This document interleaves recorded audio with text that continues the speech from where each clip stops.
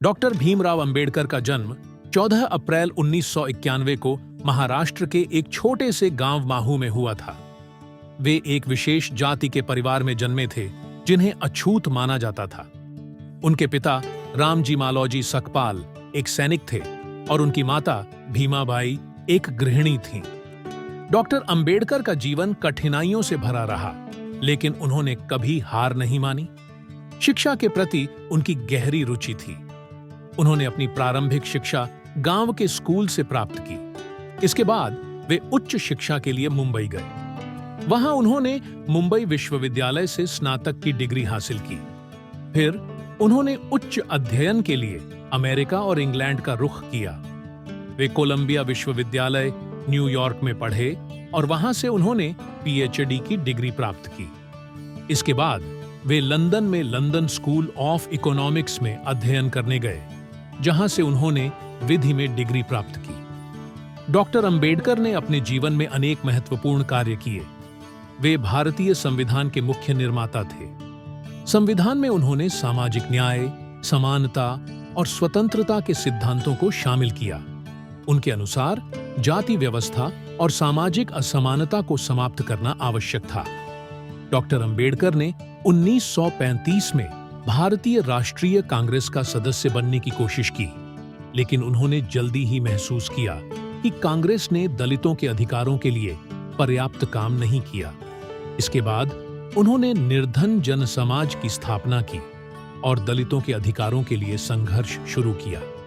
उनकी सोच में सामाजिक परिवर्तन की आवश्यकता थी।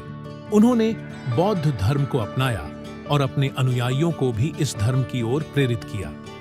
14 अक्टूबर 1956 को उन्होंने नागपुर में हजारों लोगों के साथ बौद्ध धर्म की दीक्षा ली। यह घटना भारतीय समाज में एक महत्वपूर्ण मोड़ साबित हुई। डॉक्टर अंबेडकर ने अपने विचारों को विभिन्न लेखों और पुस्तकों के माध्यम से साझा किया। उनकी प्रमुख रचनाएं द अनहिल्ड और थॉट्स ऑन लैंग्वेज हैं।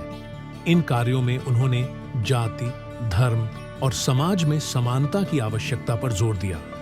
डॉक्टर अंबेडकर का निधन 6 दिसंबर 1956 को हुआ। उनका अंतिम संस्कार धूलिवाटिका में किया गया, जहां आज उनकी प्रतिमा स्थापित है।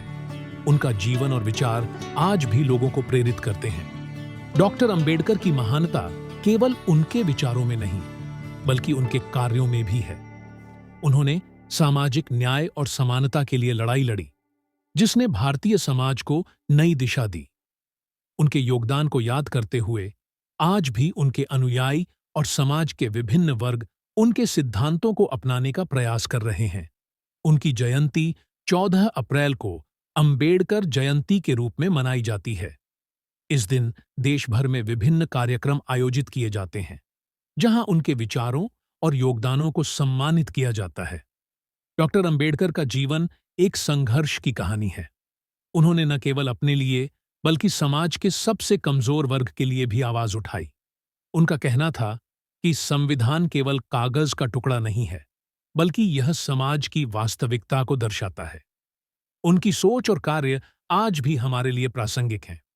डॉक्टर अंबेडकर का जीवन एक प्रेरणा है, जो हमें सिखाता है कि हम अपने अधिकारों के लिए हमेशा लड़ते रहें।